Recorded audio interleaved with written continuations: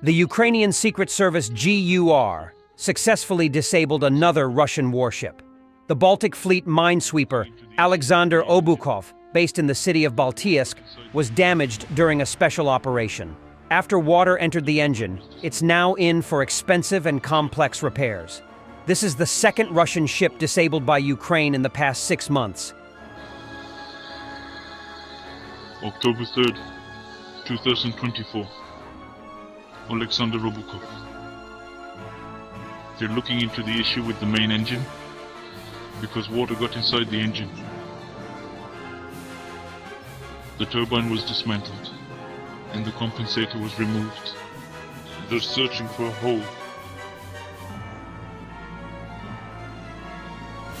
through which half the water got inside. September 29th, Батискав, Warship Alexander Obukov. 2024 года, город Балтийск, тральщик Александр Обуков. It is reported that in Feodosia, occupied Crimea, another oil tank caught fire. In total, 6 tanks are now reportedly damaged or destroyed. Last night in occupied Feodosia, drones hit not just a regular oil depot but an important transshipment hub for the Russians.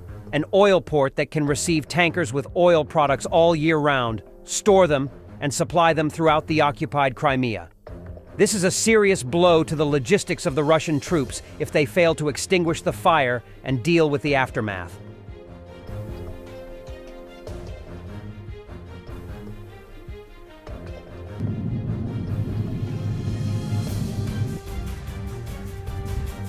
Firefighters are still unable to put out the fire at the oil terminal.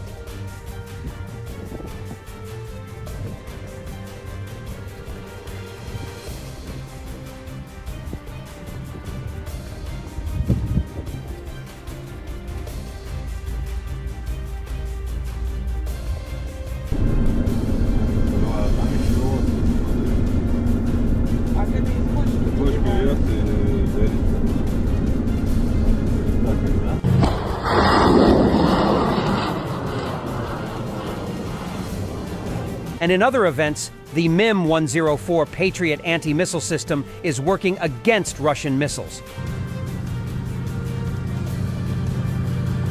Defeat of a Russian Pantsir S-1 air defense system by Ukrainian special operation units.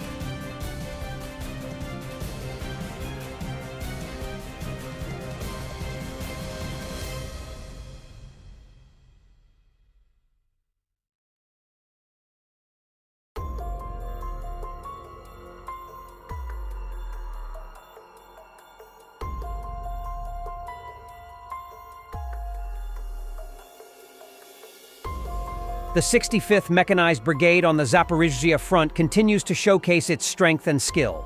Direct FPV drone strike on a Russian BMP-3.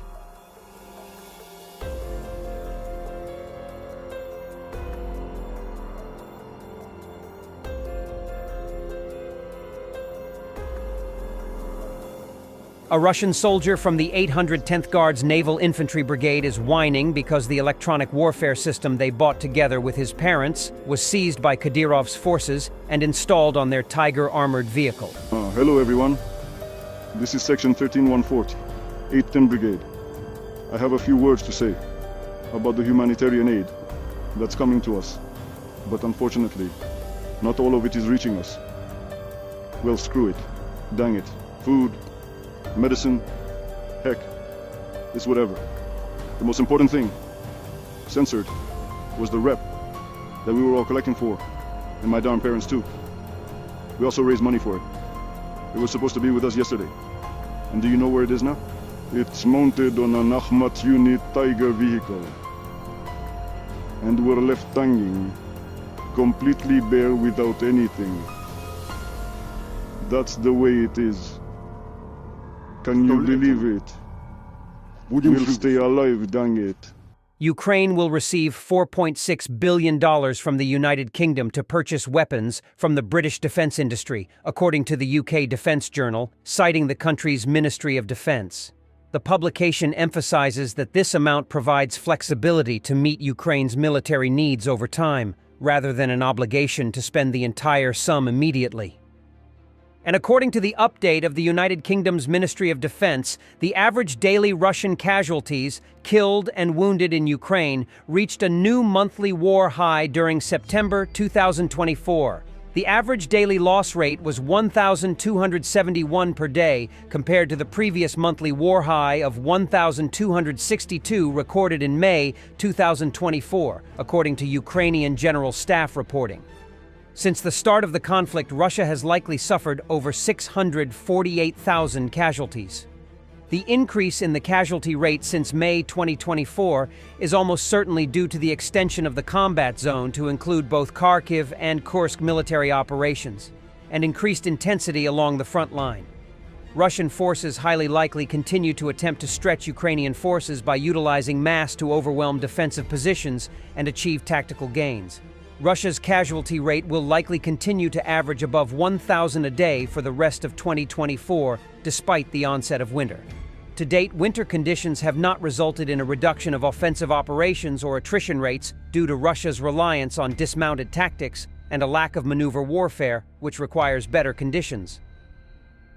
A Moscow-Kaliningrad transit train traveling through Lithuania was stopped by Lithuanian border guards at the Kina border checkpoint. They noticed the letter Z painted on one of the train's cars, as well as the inscriptions Zovi and Vilnius is a city of Russia. The train staff could not explain where and how these inscriptions appeared. As a result, the head of the train and his subordinates had to remove everything, or otherwise, Lithuanian border guards would not let the train through the border. Earlier, camouflage nets were found in several trains traveling from Kaliningrad to Moscow, which the Lithuanian customs confiscated and sent to Ukraine.